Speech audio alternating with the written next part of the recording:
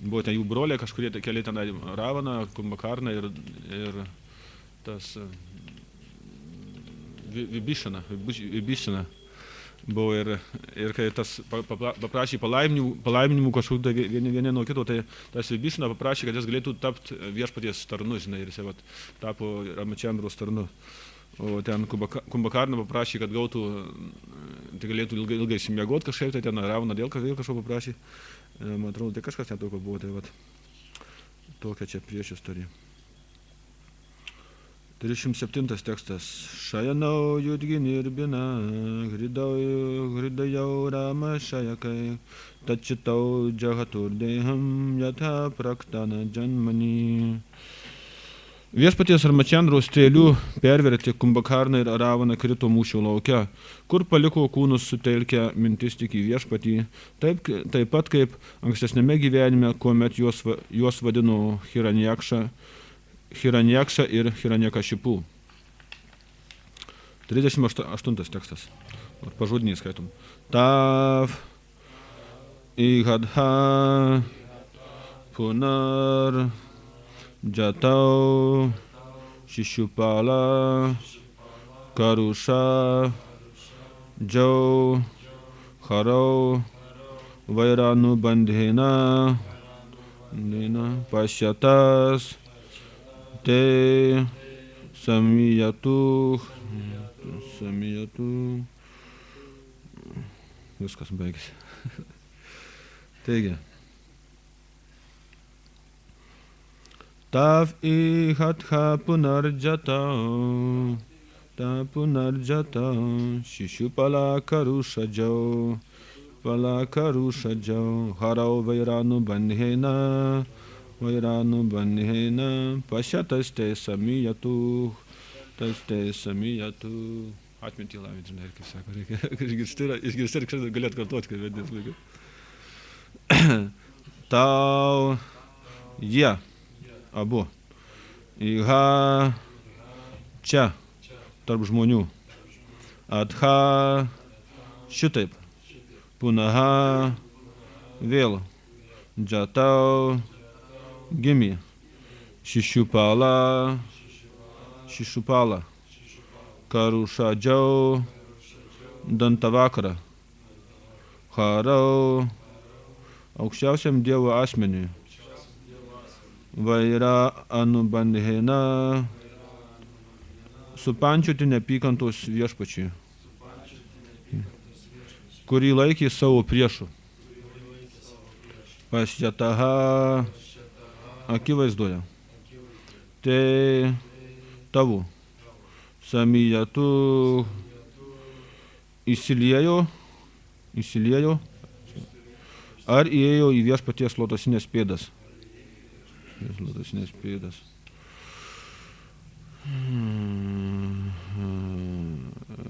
Šilos Prabhupados dabar komentaras ir vertimas pačių tekstų.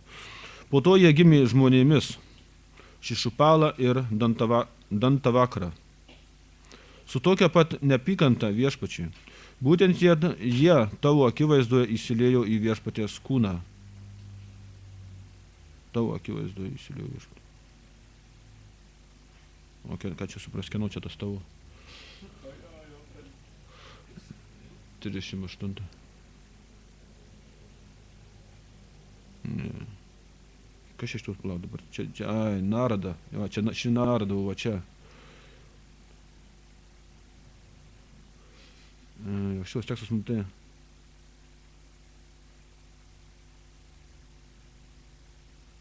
Čia Narada Munis moko karalių Yudhishthirą dabar. Narada Munis duoda pamokymus karalių Yudhishthirą jau dabar čia. Čia kažkokia eina tekstai. Ir būtent čia karaliaus Yudhishthiros akivaizdoje tie demonai įsiliejo į viešpaties kūną. Viešpaties kūną jau. Ne, čia jau ta istorija matomai baigėsi. Ir dabar čia kaip ir jau paaiškinama visa ta prieš istoriją tų demonų, kaip tie tris.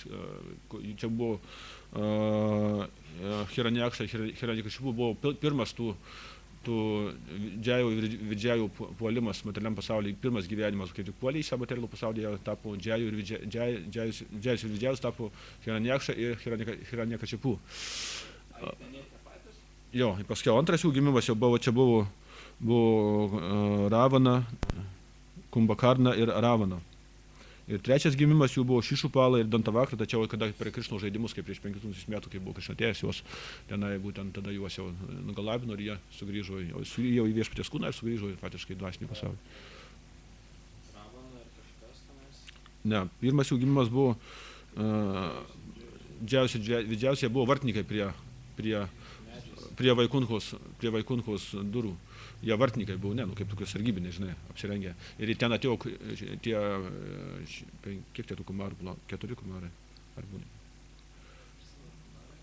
Kumarai atėjo prie jų ir paprašė, kad juos įleistų pas viešpatį į Vaikunhą. Jie buvo ten tie impersonalistai, bet jie norėjo pažinti absoliučią tiesą, kas tai absoliuti tiesa yra. 4 kumarai. Atėjo prie tų durų Vaikunhos, bet tie vartininkai sako, mes negalim jūsų leisti, kadangi jūs, sakant, paprasti mirtingieji, kažkas tavo, jūs kažkas duovini, kad mes jums įleistum, o jie buvo tokie rimti brahmanai, faktiškai jie buvo tą įsivadavusios sielos ir jie čia prakeikė tuos dvasinio pasaulio gyventojus ir jie turėjo gimti, kad jie taptų kažkokie, nupultų į materialų pasaulį. Bet viešpats atėjo, ką? Jo, viešpats atėjo ir kažkaip, kaip sakant, tenai kažkaip ten tą situaciją sušvelnino, sako, jie kaip norit, sako, arba 7 gyvenimus gimsit kaip atsidavę, arba 3 gyvenimus kaip demonai. Jo, 3 gyvenimai, kokie vardai jų buvo, jo? Pirmas jų gimimas buvo Hiranyakša ir Hiranyakashipu. Hiranyakša nužudė viešpats Varahadevą, tai šernas, tas kaip atėjo, brolį Hiranyakashipu nužudė. Čia prieš tai buvo diena paprašyta. Prieš, čia kurių čia 6 giesmė, man atrodo.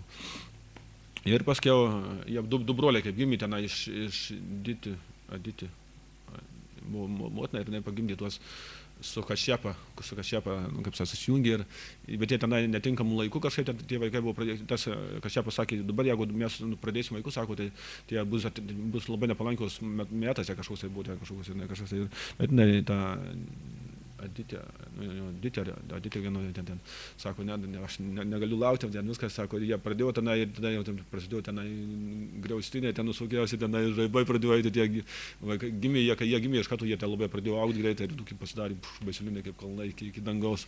Buvo labai galingi ir tas Hiranyakšas buvo toks galingas, kad jis visus pusdievius tenai išvaikė, visus tenai užkariavo iš karto visą ten visatą iš karto greitai. Ir neturėjo su kuo kautis daugiau, visi pusdieviai įsilakstė į šonus ir jisai galvoja, ką veikti, jisai į okeaną nueidavo ir su bangas daužydavo bangas ir jisai paskui galvoja, reikia panerti į okeano dugną, panerti į okeano dugną, tenais pas tą, kaip tai, lietuviškai tas vandenį, ne kaip tas, lietuviškai tas Neptūnas, ne pas Neptūną, arba Varūną, sanskritu, pas Varūną nuėjo ir, sako, ir nusilenkė Varūną, Dandavatus padarė prieš Varūną, sako, o, tai tenai didis, galingas pusdėlį, prašau, sako, susikauk su manim, aš labai meldžiu tavo, manau, sako, nori pakovoti, žinai, bet Varūnas suprato, kad čia, kaip sakant, kuo kvepia viskas ir jisai tenai, jo, ir jisai ten kažkaip įsisuko, sako, demonė, sako, labai galingas, jisai, sako, labai pasididžiavęs, bet, sako, ateis tokia valanda, kai, sako, tu sutiksi savo vertą priešininką. Ir jisai labai apsidžiaugė, kad, pagaliau bus vertas priešininkas, su kuo man bus galėsiu pasikauti. Ir taip pasirodė, kad jisai išniro iš to vandenų, jisai pamatė, kad tą tokį šerną galingą, tokį didžiulį viešpaties inkarnaciją, atėjo kaip šerno pavidalu. Ir jie tenai kovojo ir viešpats kurį laiką kovojo, paskiau iš kojos viešpats jam į nosį įdėjo ir jį taip užmušė. Su koja kažkaip. Jis gavo viešpaties lotasinių pėdų malonę tokį, sako, ir taip jį nukovė. Ir tada Hiranyakashipu labai supyko, kad jo brolį nužudė tas dievas, kad dievas priėmė pusdievių pusę ir klastingai, sakant, susidūrėjo su broliu ir jisai negalėjo jam atleisti, sako, aš dabar jam atkeršysiu ir jisai, jo, Varahadeva. Jau su koja jisai toks. Ir paskui Hiranyakashipu labai supyko ir jisai nutarė atlikti askeziją faktiškai. Nutarė atlikti askeziją Hiranyakashipu, kad taptų nemirtingu, faktiškai dievą nugalėtų. Ir tada Jis atliko tą askezę, gavo braukumus palaiminimus, faktiškai ir jisai tapo kone faktiškai nemirtingas ir ir jisai taip, kaip karaliavo, jau bandė, ieškojo to dievo, o dievas ten kažkaip pasislėpė visų gyvų esybių širdyse ir jisai tiesiog juokėsi iš dievo, kaip sakant, tyčiojasi ir galvoja, kas bailys, čia pasislėpė kažkur, tai manęs nieko negaliu rasti aš jau.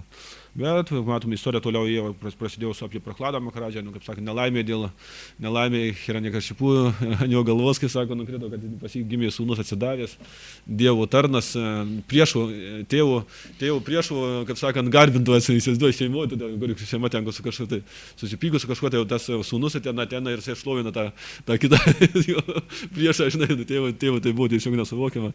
Ir jisai visai ten filosofiškai visai ten bandė suprasti, įrodinėti, kad čia kaip čia galima, kad čia, sako, jau geriau, kai sako, jisai davė tokį pamokymą, Hiranyakšipų sako, jeigu kažkas su svetimu, tave, sako, tau nori linki gerų, tai tu, sako, tokį žmogų labai, kaip sakant, gerbi jį vertini labai, bet jeigu netgi, sako, savas tavo sūnus, sako, tau nepaklus ir tau linki blogų, tokį sūnų, sako, reikia, kaip sako, nužudyti panašiai kaip kokią, dalį kūno, jeigu tenai blogai serga, ar ką, tai geriau ją pašalinti, kad visas kūnas neužsikrėstų. Kažkas jie tokio davė tokius palyginimus. Ir jis taip nutarė nužudyti savo sūnų Prahladą Maharadžą. Ir žinom iš visos kitos toliau tęsnių, kaip tai taip apsireiškė viešpats Narasimhadeva, atėjo, kad apgelbėti savo atsidavusį, apginti ir įrodyti, kad viešpats yra visur, netgi kolonoje, rūmų kolonoje. Matom, toks visa istorija buvo iš tikrųjų labai tokia įkvepianti, labai tokia išaušta istorija tenai, tokia. Tas visą atsidavimo tarnystėje, Prahlado Maharadžio, tas pilnas pasitikėjimas viešpačiu, pilnas atsidavimas viešpačiu. Kaip Sankirtana Prabhu vakar bandė mum papasakoti, kaip atsidavęs nieko nenori iš viešpaties. Jis tik tai pilnai nori tarnauti viešpačiu, faktiškai. Kokiais medžiais? Kokie sekantis gimimai buvo? O jos grįžo dvasinį pasaulį, vėl tapo vartininkas. 3 gimimus, tai 3 gimimai. Hiranyakša, Hiranyakšipų, Ravana ir Kumbhakarna ir Šišupala ir Dantavakra. Jo, iš eilės, jo. 1 gimimas, 2 ir 3 gimimas.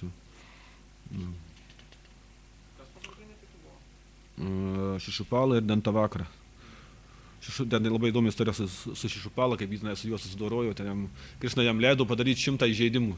Kol jisai padarys Krišna 100 įžeidimų, Krišna jam nutarė nugirs galą.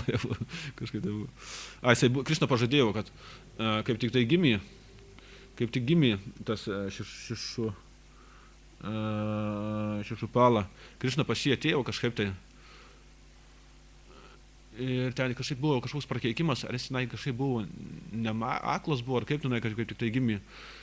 Ar jis, nežinau, ar jis ten kažkaip keiktis, iš karto pradėjo keikti Dievą, kaip tik gimęs, jis pradėjo pykti, kažkaip ten kažkoks prakeikimus, kai Krišna jį kažkaip tenai paėmė, nežinau, ant rankų, ar kaip ten nurimo tik tai, žinai, ir visi kažkaip suprato, nežinau, ar taip, bet visi suprato, kad būtent nuo Krišnos rankų jisai bus žus, žinai.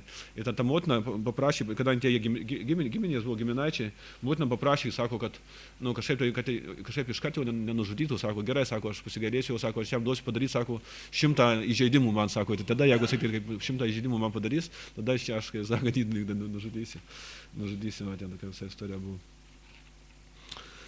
Gerai, dar truputį paskaitom Šilos Prabhupados komentarą. Komentaras. Vairanu bandhena. Gyvosioms būtybėms palankus net priešiškumas viešpačiui. Vairanu bandhena. Net priešiškumas viešpačiui. Kama dvejšat bajat sneihat. Pasak Šilos Rūpos Gosvamių, tasmat keina apie upajeina, be galo svarbu vienaip ar kitaip, net iš pykčio, baimės, geidulingumų ar pavydo prisirišti prie aukščiausio Dievo asmens, nes kiekvienas, kuris įsiugdė prisirišimą prie viešpaties, galų gale pasieks aukščiausią tikslą, grįš namo atgal pas Dievą. Ką tada ir kalbėti apie tuos, kurie žvelgia į viešpatį kaip į savo valdovą, draugą, sūnų ar mylimąjį? Wow, komentaras koksai. Nustabus, ne? Matom. bandysim truputį pašnekėti labai toks įdomus. Om Agyanatim Hasya Gyananjana Sadakaya Chakshur Unmilitam Yena Tasmai Shri Gurave Namah Shri Chaitanya Manobhishtam Stapitam Yena Bhutare Swayam Rupa Kadamagyam Dadati Swapadantikam Jai Shri Krishna Chaitanya Prabhu Nityananda Shri Advaita Gadadhara Shivasati Gaura Bhakta Vrinda Vanchakalpatarupyasya Kripasindhubhyavacha Vatitanam Pavanebhyo Vaishnavibhyo Namo Namaha Hare Krishna Krishna Krishna Hare Hare Hare Rama Rama Rama Hare Hare. O, matom, net nesitikėjau, kad toks nuostabus Prabhupados komentaras gali būti, iš tikrųjų, kažkaip matom.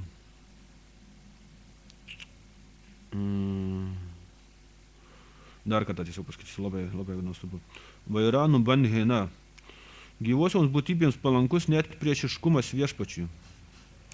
Kamat dveishat bajat sneihat. Pasak Šilos Rūpo Gosvamių, tasmat kenapja upajaina.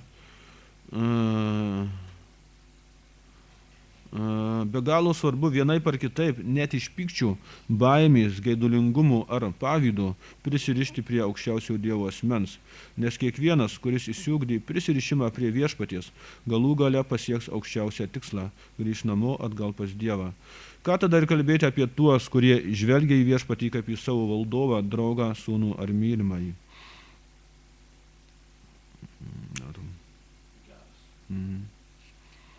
Čia toksai labai duodamas matom. Du tokie etapai yra, kad mes du prisirišimai gali būti toksai, pradedančio, toksai, toks nepatyrusio atsidavusio, toks pirminis etapas. Ir Prabhupada taipogi, dažnai per paskaitas mini, kad jo, svarbu bilekai prisirišti prie viešpaties, nesvarbu, kaip čia minima, iš kokius motyvas bebūtų. Dažnai mini tą istoriją, cituoja su vagiu, kad kaip vagis nutarė apvogti viešpatį. Išgirdo iš šventų žmonių, kad viešpas labai turtingas, kaip jis apsirengęs su tokiais apsikarsės brangakmeniais, visokiais viskuoti apyrankiais auksiniais. Ir jis išgirdo tą ir jis nutarė keliauti į Vrindavaną, kad, kaip sakant, apvogti asmenybę, kad jis yra asmenybė, viską išgirdo, jis gyvena Vrindavane, jis yra piemenukas, jį galima ten sutikti, ir jisai klaidžiojo po Vrindavaną, ieškojo, nelabai sekėsi, ir jis nusivylė, jau pradėjo apsiverkė, galvo, viešpatie, kur tu grįžti, atėjau, nerandu niekur tavęs. Jau sakant, į neviltį puolį. Ir tada viešpas atėjo, jam prijautė jį paglosyti, ką tu čia veiki, padėjau kalbėti, ir jisai žiūri, ten, viešpas, žinai, gražus žiūri, jisai atėjo, tas vienukas čia stovi, kažkas ten tokio. Negirdėšios, ne čia. Ir paskiau, jisai ten pamatė, ten pradėjo kalbėti, bendrauti, su juo pabendravo viską.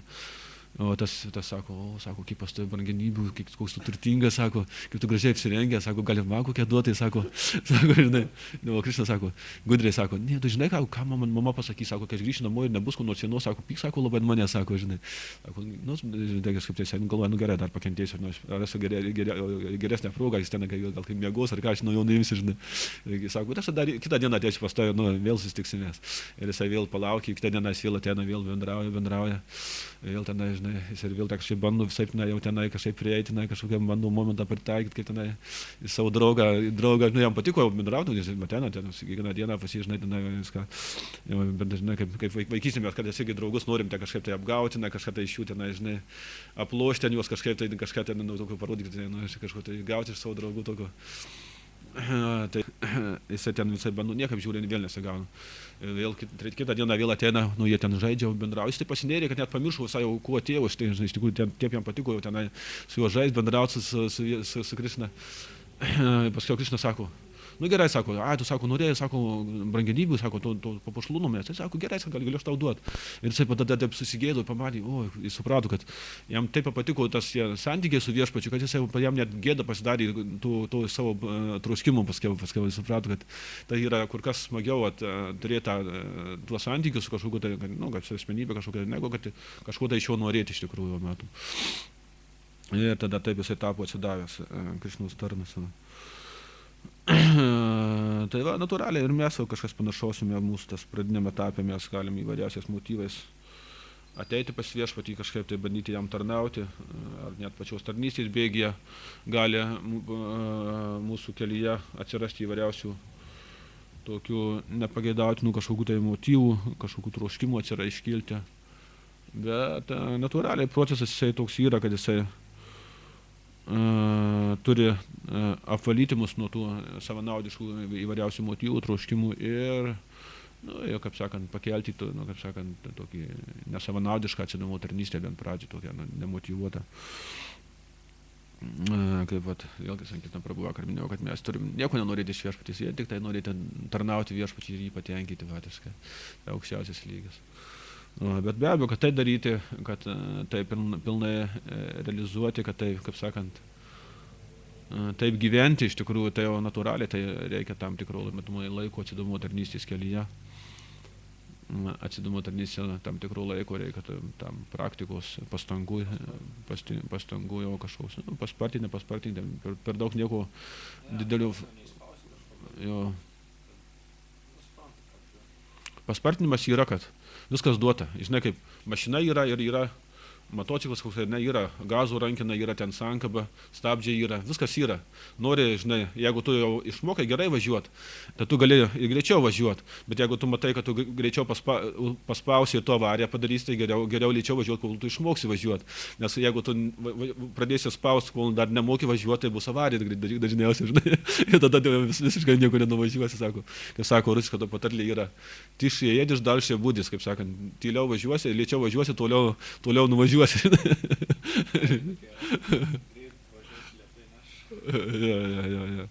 Matom, tai čia labai svarbus momentai iš tikrųjų yra.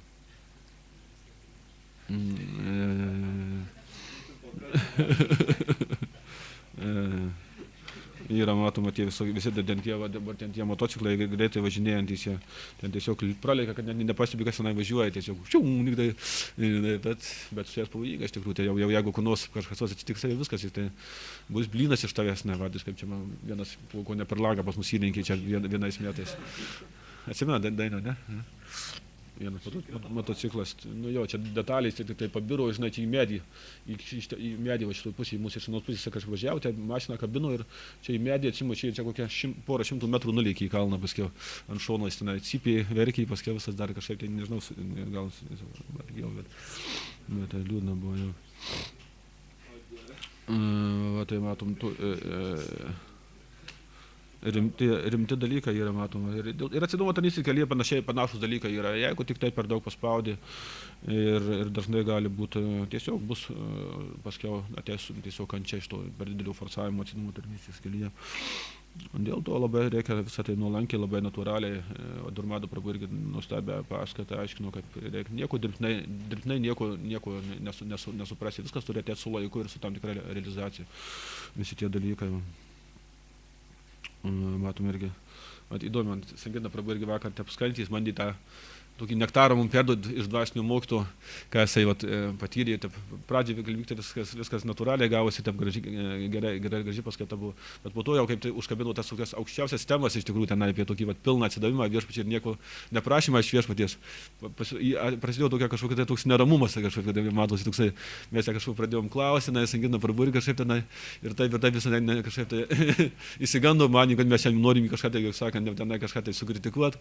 Bet matomai, iš tikrųjų, kol mes, nėra tokios pilnos realizacijos, kalbėti apie tuos, tokios, nėra kartais taip paprasta, kol tu pilnai nerealizavai, kad tu gali kažką tai pajausti, išgirsti, pamatyti kažką tai, bandyti jau lygtai galvo, kad jau suvokiai, bet kol tu pilnai to nepritaikai savo gyvenime, ir tai natūraliai, tai nėra taip paprasta, paskui kitiem kažką perduoti iš tikrųjų. Atleidžiate mums Sankirtna prabu, kad mes jam vakar padėjome kažkokius klausimus uždavinėti ir jis taip įsigando, kad mes manim, kad mes jam norim kažką tenai vakar sukritikuoti. Taip yra, matom tas dvasinis kelias, jis labai yra natūralus ir tai tiesiog toks paprastas gyvenimas, išaukštas mąstymas. Prabhupados paskaitos jas kaip klausai, ta visa filosofija pateikiama labai iš tokios širdies, labai paprastai, labai tokia paprasta emocija, paprasta nuotaika, tu ją, tai jis kalba tiesiog toks kaip žemiškas dalykas, tokiais žemiškomis palyginimais, tokiais citatomis, kiekvieną savo tą kažkokį tai filosofinį teiginį jisai pagrindžia kažkokią tai paprastą žemišką kažkokią istoriją, tokią palyginimų kažkokių tai dar kažkokią, tokia labai toks paprastas iš tikrųjų viskas yra. Kaip sako, nuleidžia iki tų žemiškų dalykų, visą tai priveda prie tokio praktinio pritaikinimo gyvenimo, suvokimo kažkokių tai. Matom.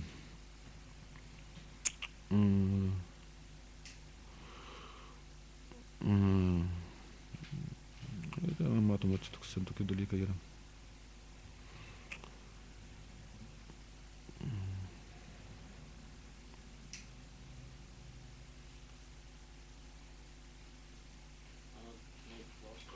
Nu, nežinau. Ne? Šupala? Jo, jos sesuo buvo Rukminė ir ten Krišna iš jos tenai kiek kartų pasityčiaudavo. Jo, tenai ir visai, įvairiausiais būdais.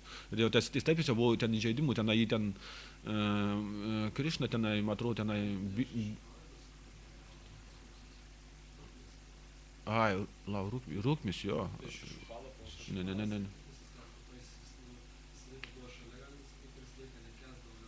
Jo, jis draugas, jo.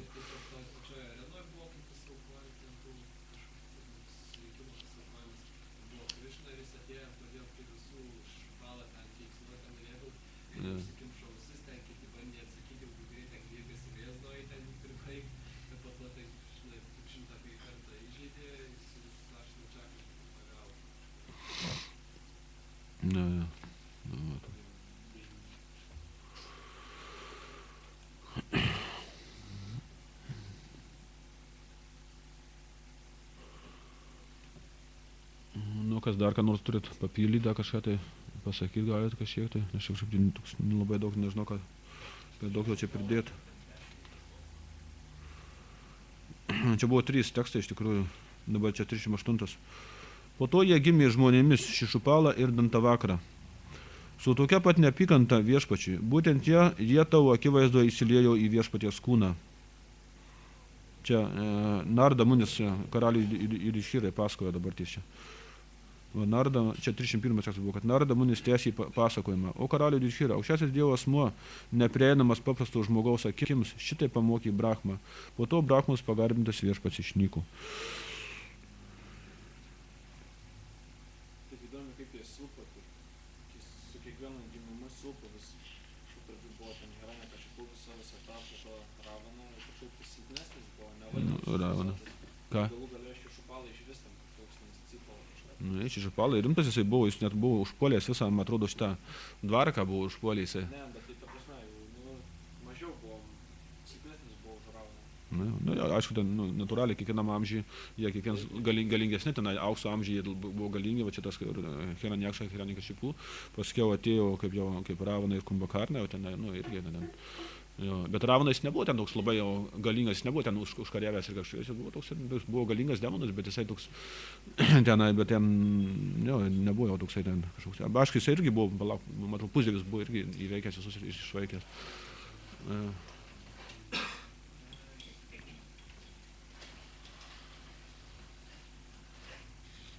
Jai Shindai Gauda Chandra Kida.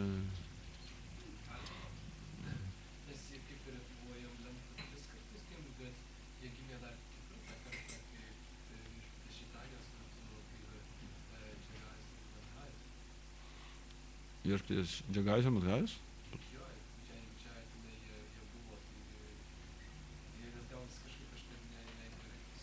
Palauk.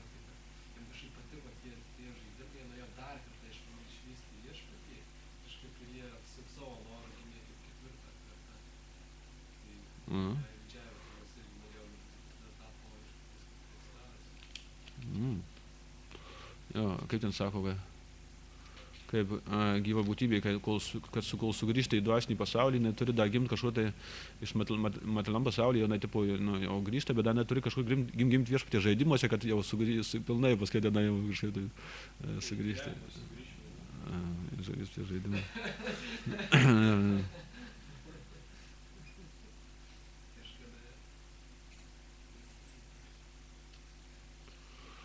Jo, bet be abejo, nu, tas visas procesas nėra taip paprasta, matom.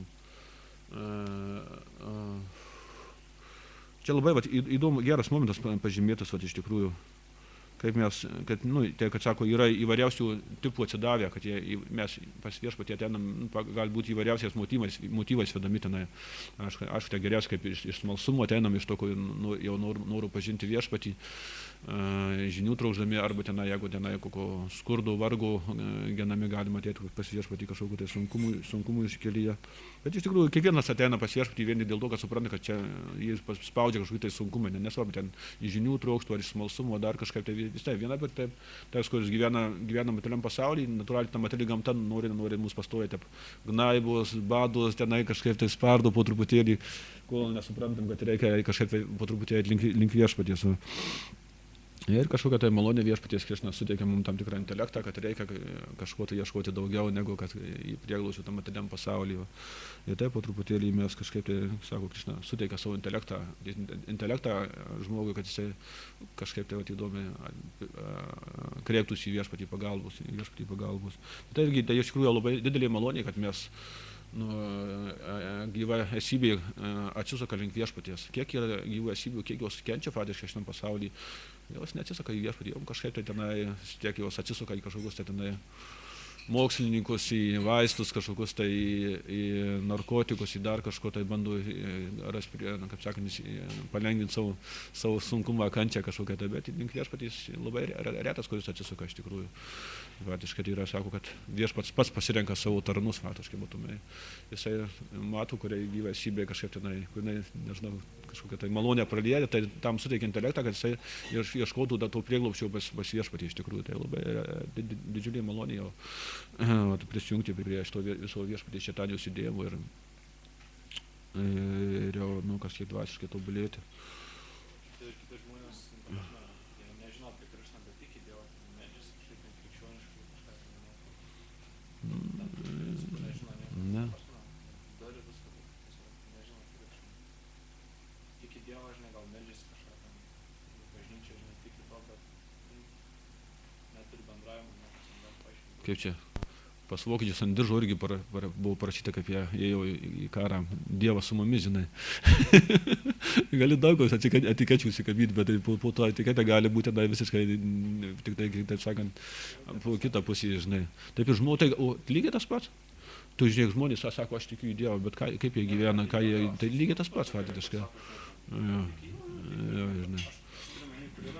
Žmonių, kurie tikrai, žinai, kažkokį, žinai, santykį galvoja su Dievu, tik tai su dar nesusiliet, nesuprantu. Čia aišku. Kaip ten Sankarsna Tikaris Prabhu sakė, kol mums sunku atsikelti į Mangalartį, tol mes negalim, nes jokio ryšio santykio su viešpačiu nėra nei kalbos apie kalbą, jokį tenai apie meilę Dievą, apie nieką kitą, žinai. Taip ir ką? Sankarsna Tikaris, o čia per paskaitą, kai mes visi pramiegovom Mangalartį, faktiškai tenai atvažiavo mokytis, čia tuščia altoriniai buvo.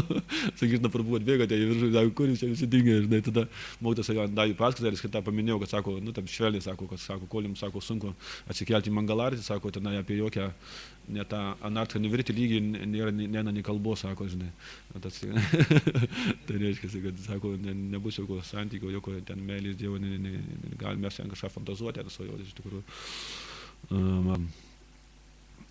Tokį dalyką, taip ir žmonės, tie visi krikščionys sako, aš myliu Dievą, taip toliau, bet žiūrint, kaip jie gyvena, kaip jie elgiasi, kaip jie praktikuoja tą dvasinę praktiką, galim pažiūrėti ir iš to spręsti, ar jie iš tikrųjų, tik tai tiesiog iš žodžių žaismų tai prisidengia, matom.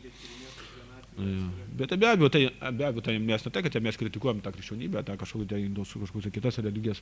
Visur pas mus yra tas pats, yra ir, taip sakant, yra tie, kurie rimtai praktikuoja, yra tie tik tai, kurie gali tik prisidengia gali būti. Nu, religijoje yra kažkas panašaus, žinai. Yra to, sakant, yra tie tarnai viešpaties, yra tokie, kurie tik tai apsimetinėja. Tai va matom, bet tai tas...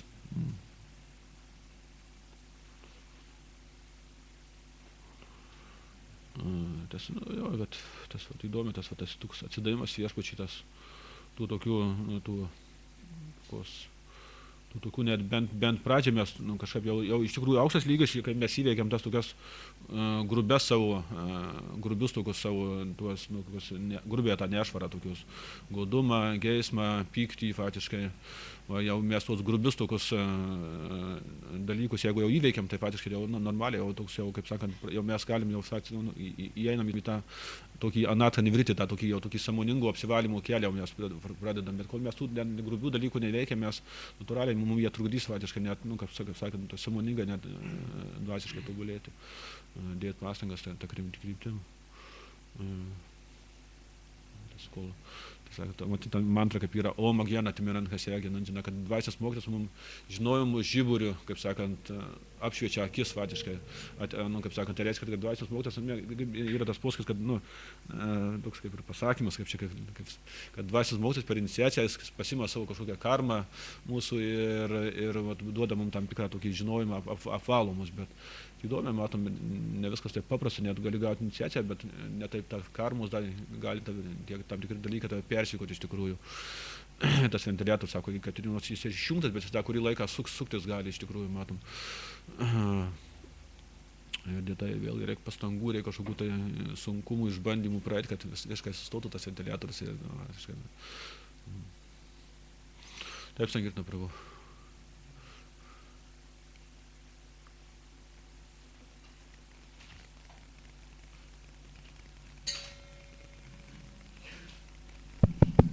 Aš pamėginsiu, kai vakar mėginau pasidalinti realizaciją, tai iš poro bakto komentarų supratau, kad visai netinkamai išsireiškia, tai gal pamėginsiu kitaip suformuluoti.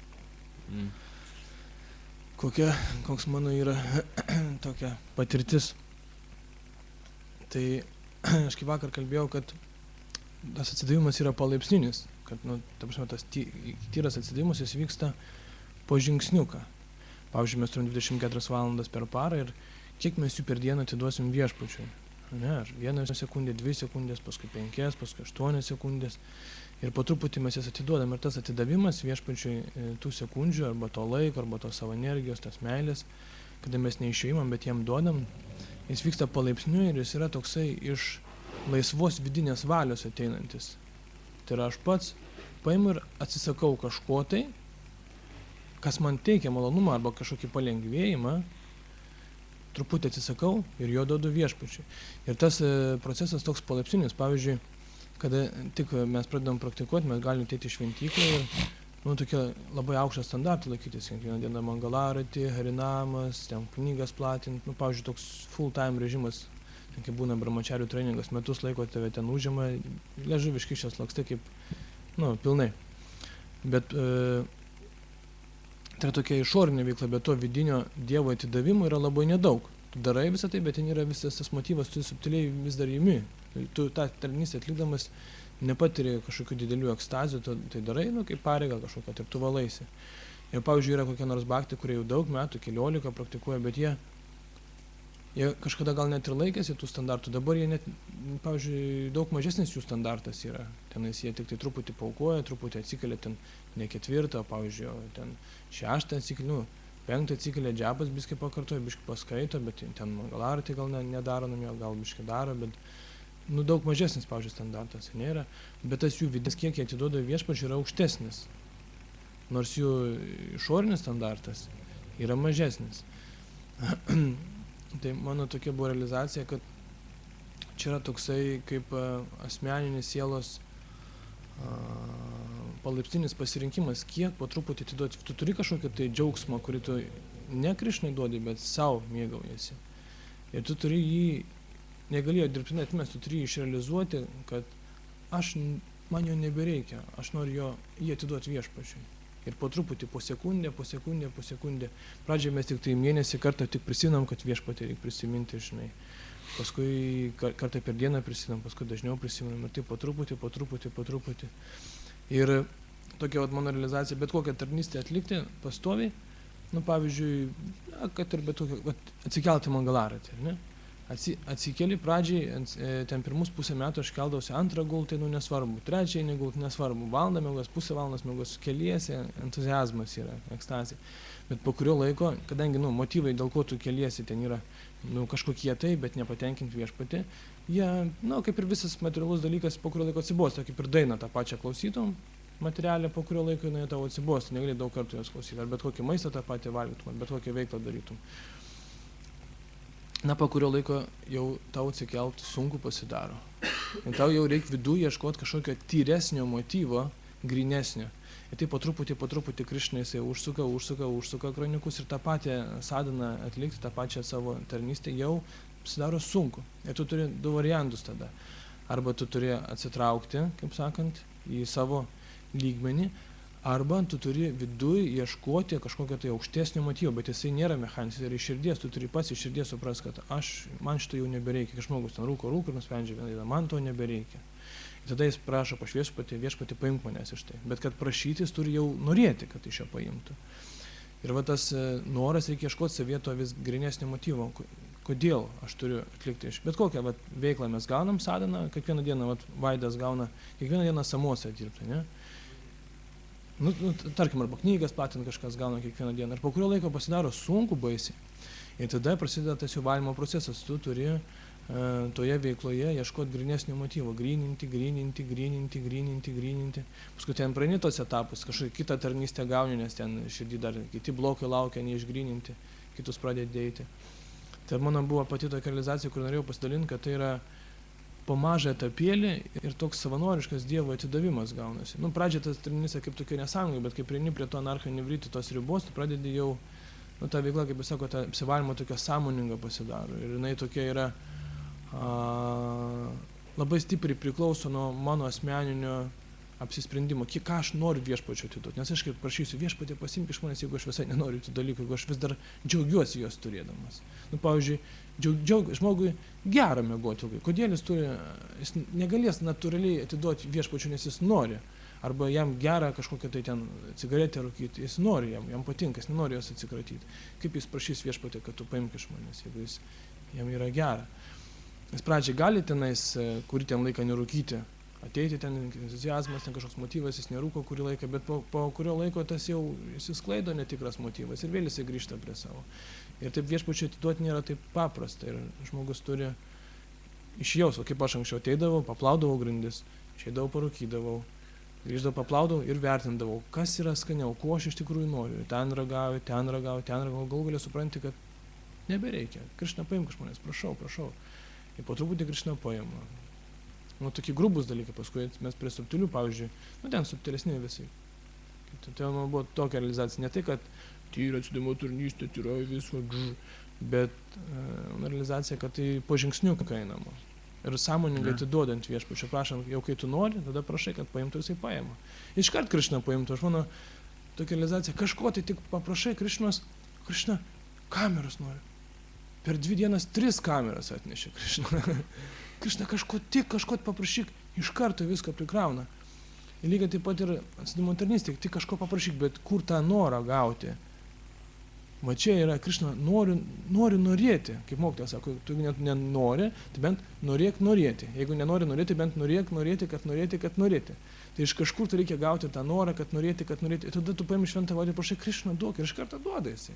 Bet va tą norą gauti, kaip Prabhupada Nektarė sako, vienintelė kaina, vienintelis bilietas, kur reikia sumokėti lauliem, intensyvus troškimas. Ne? Tas troškimas tai yra ta bava, ta nuotaika, su kuria šaukiuosi viešpatį, aš noriu. Ne? Ir va tas noras yra didžiausia kaina. Ir po truputį jisai formuosi sekundę po sekundį, žingsnis po žingsnio. Po truputį mes vis daugiau atsiranda to norą. Ir jau į senatvę jisai būna toks, jeigu mes tinkamai praktikuojam, tinkamai atliekama askezė. Netinkamai, bet tinkamai atliekama askezė, tuomet jau po senatvės jisai bus pilnas, subrendęs noras. Ne? Mes melsim viešpaties pastoviai su meilės ašomis akise ir pastoviai turėsime santykį su viešpačiu. Tai, Krišna. Įdomu, taip. Karštą troškimą turim turėti, kaip ten sako, turim kultivuoti tokį labai karštai troškų tenkinti viešpatį, žinai, tas Nes tai yra prigimtis sielos iš tikrųjų, pastoviai kažką tai va tokio įspūdingo padaryti, tai kažkur tai kažką tai, kas sako tokio, žinai. Bet tas dar vienas momentas pastebėjau tą, Sankirna Prabhu paminėjo, kad kartais bhakti išoriškai daug praktikuoja kažkokią šventyklų gyvena, čia kažko taip išoriškai daug veikia, žinai, bet tos paskiau tas ateina toks tokio kaip ir pojūčio viešpačio, ryšio su viešpačiu, tokio atsidavimo viešpačiu sąmoningo kaip ir nesijaučia. Bet paskui kažkur atsitraukia į ten kažkur į šoną, už šventyklos ribų lygtai. Sakytume, Prabhu minė, kad jie atrodo išoriškai tokio nėra intensyvios tos sadamos visos, bet jie viešpačiui tokio daug kažką jaučia tokį didelį sąmoningą tokį atidavimą viešpačiui kažkokį tai. Bet esmė tame, sako, jo tobulumas, kiek suprantu, tai yra, kad jo, esmė dėl ko, kad dažniausiai ateina nusivylimas iš tos išoriniais tokios, ateina truputį toks įsiskaudinimas, aš čia tiek veikiau, tiek laščiau, sakant, niekas manęs neįvertino, niekas, kaip sakant, nieko per daug, nieko nepiešiau, žinai. Ir tada tu atsitrauki kažkokiu kitokiu būdu pradedi diktai ir žiūrai, kaip veikia procesas, žinai. Ir tu kaip pradedi truputį ignoruoti visą tą sadaną iš šventyklos, visą veiklą, žinai. Ir dėl to vėlgi nėra labai gerai, sako, tobulumas tai yra, kad tu aktyvus. Ir tenai, jau sako, pavyzdžiui, šeimos žmogus grihaskas turi būti aktyvus dviem frontais. Atlikti materialias aktyviai pareigas ir dvasinis aktyviai dalyvauti šventyklos veikloje viso irgi aktyviai, pasadanoje viską, jeigu natūraliai, jeigu mes gyvenam, pavyzdžiui, Kaune ir nedalyvaujam šventyklos sadanoje, tai nėra labai geras variantas, iš tikrųjų, matom, tai, nežinau, aš manau, nebus ypatingai patenkintas.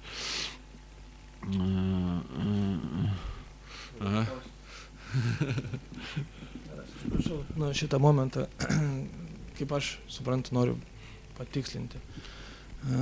Tai, kad pas mus yra tas, 2 procentai, 1 procentas tos išorinės veiklos, kitas procentas yra vidinė santykio su Krišna. Ir pradžioje jis yra, pavyzdžiui, tik tai išorinis, o vidinio nėra. Ir mūsų, arba yra mūsų vidinis pusiau mažesnis. Ir laikui bėgant jisai susilygina. Ta prasme, tas išorinis turbūt čiučiu didesnis negu to vidinis. Arba ne, paskui tas vidinis aplenko, tas išorinis visai... Ne, išorinis, nebent jau aukštose pakopose, jau ten bavai, bet kol mes apsivalimo pakopai, tai nes yra tas pasakymas, kad priimti aukštesnius, pavyzdžiui, aš sanjasą priimsiu, nors pas mane krūva materialių ten troškimų ir man būtų daug palankiau šeimoje daryti, ten atlikti tik tai ten ateiti, kaip yra daug pavyzdžių, pavyzdžiui, ten koks nors šeimos žmogus Dhruvananda, ne? Pas jį vidinis yra labai aukštas santykis su Krišna, ir jisai net rytinę sadaną daro, bet jisai tuo pat metu dar užsiima daug išorinės, tarytum veiklos, ten eina kažkur važiuoja, ten į Palangą pailsėt po darbo, ne? Arba dar kažkokios tai ten važiuoja, darbus daro, bet vidinis pas jį aukštas, nors jis nėra visą dieną knygų, jis neplatina, kaip pas mus kažkoks jaunas brahmačaris atėjęs. Bet pas jisai kiekvieną rytą keliasi, anksti atlieka pūdžią, skaito, kartuoja šventą vardą, jo yra kažkokia sadana, bet jinai pilna to vidinios bavos, pilna to vidinio skonio. Jisai truputį daugiau išoriškai daro, negu gali, kad tobulėti. Tai yra pradžiai mes išoriškai daug darom, bet jeigu mes vidinis tas nekyla, tu negalėsi tęsti ilgai. Tai visa esmė, kad tą išorinį kelt. Ir, pavyzdžiui, kad ir brahmačaris atėjęs, jisai visą dieną knygas platina, bet ne visi galės visą gyvenimą tą daryti. Kitam reikės po truputį grįžti į savo lygį ir jisai galės eiti gal gyventi kažkur tai namie, dirbti, bet jisai tik tai ten atliks gal 3 kartus per savaitę ateis tarnystę, atliks knygą biškį, bet ne visą dieną knygas platas, nes negalės to atėmti. Tai esmė, kad tas vidinis turi augti. Bet aš manau, kad laikui bėgant tu turėjau nejaust vidinis, išorinis, žinai, turi jaust nektaras, pavyzdžiui, būna, žinai, kad Šrimad Bhagavatam vyksta toks nektaras, žinai, tu negalėsi sėdėti, kaip aš dabar namuose sėdėsiu, aš turiu būtinai atliekti nektarų paragauti, žinai, kai mes galvom, dabar čia savo vidinį ten kultivuoji, ten tas išorinis, žinai, toks jau, kai tu jau tą nektarą pajauti, daug tau nėra išorinio vidinio. Tame yra esmė, sakau, tai vidinis, tai yra, tą nektarą pajaustų turi. Ne, tai yra vidinis, nektaras ir ne išorinis, ne vidinis. Nektaras yra nektaras, nėra nei vidaus, nei išorės. Ne, tai nektaras reikia tu su skoniu tu visą tai darai su skoniu. Tai vidinis, nektarų, nėra tenai nektarų, jisai vidinis, bet be nektarų, tiesiog vidinis. Tai tada kitą žodį naudokim. Kai vidinis su išoriniu susilieja, tada jau gaunasi nektaras. Tada naudokim kitą žodį, kad ne vidinis, Bet su skoniu tu pradedi tai daryti. Na, Su skoniu. Na jo, tai čia jau labai aukšti lygiai čia. Faktas jau čia. Aha. O tas pareigų vengimas? Ar čia geresnis? Pareigų vengimas. O, čia. Sako, iš tikrųjų, realiai sako, kad mes viską turim daryti iš pareigos. Pareiga yra visa ko variklis, visko dvasinė pareiga, jau viskas turi viskas vykti iš tokios nesąmoningos ar sąmoningos pareigos. Turi pradžiai paklūsti autoritetams, turi paskiau truputį pradėti sąmoningėti, o pradėti pats kaip bandyti kažkaip tai, realiai, taip sakant, pats jau toks sąmoningai daryti, atlikti kažką, tai susiras kokią veiklą. Bet vis tiek, ar kitaip, turėti tiesiog, viskas vyksta iš tokios, kartais pareiga tokia sausa, nelabai įdomi, tiesiog turėti, žinai, kad turėti tai padaryti tiesiog ir viskas. Bet tai nėra taip paprastai, natūraliai, bus kažkokie tai kliūdžiai, bus kažkokie pertraukos, kažkokie noras kažkur pailsėti, dar kažkur tai. Bet sako, atsidavusiam nėra tokio kaip, nereikia atostogų, nereikia kaip materialiam pasaulyje ten dirbi, pavargau ir ten galvoju, bus atostogos, tenai kažką tai nektarą kažkur išgausi, bet atsidavusiam jis visur, ką jis bedarytų, vieną veiklą atlieka, pakeičia kitą ir tai jis pastoja jam šventė, jam nėra tokios, kad tenai kažkokio tai sunkus darbas, ten kažkokio tenai kažkas ten, žinai, ten negalėjau, viskas reikia atostogų, tai kažko, tai tiesiog jam tiesiog važiuoju, jeigu net važiuoju į namus pas tėvus, važiuoju iš pareigos, kad aplankyti tėvus, ne tam, kad tenai pailsėti nuo Krišnos, žinai, kažkur, tiesiog važiuoju iš pareigos, kad aplankyti tėtę, mamą, ten kažkur, žinai. Važiuoju ant kapų tėtės mamos, jeigu jau nėra tėvų, žinai, kažkur, tai važiuoju ir tiek, žinai, bet jeigu tu ką sąmonė, aš čia varau, aš čia žinai, atpyliau, dabar jau turiu kažkur pailsėti, žinai, tai natūraliai, kad rodo, kad, žinai, bet tokia, visur matau tik pareigą, visur iš pareigos viską daro, tiesiog, viskas paprasta, žinai. Bet vėl, kad tai pasiektų tokį lygį, tu turi gauti jau skonį, būnant tarp atsidavusių, klausant ir kartuojant, iš tikrųjų, sakykime, mane įkvėpė labai su savo tokio kažkaip tai tokio savo realizacijų, mašinė tokio realizacijų to gerus, karšto norų, kažką patenkinti viešpatį, kažką, nežinau, bendravo, ir atėjo toks, daugiau nieko nereikia, tu svarbiausia turėti norą labai karštai norėti patenkinti viešpatį, ir tai tobulumas yra, vien tik, kad tu turėsi tokį pastovę, turėsi karštą tą tokį troškimą patenkinti viešpatį, faktiškai, labai didelį norą, ir tai yra tobulumas sąmonės, faktiškai, mūsų, turėti tokį pastovę apie tai galvoti, kaip aš galėčiau labai tobulai patenkinti viešpatį. Ir tada Krišna viską sudėlėjo, suteiks intelektą, kaip tai padaryti, kaip pasiekti tą aukščiausią kokybę išgauti savo gyvenime, kokia aukščiausia kokybė, kokia tai įmanoma pasiekti.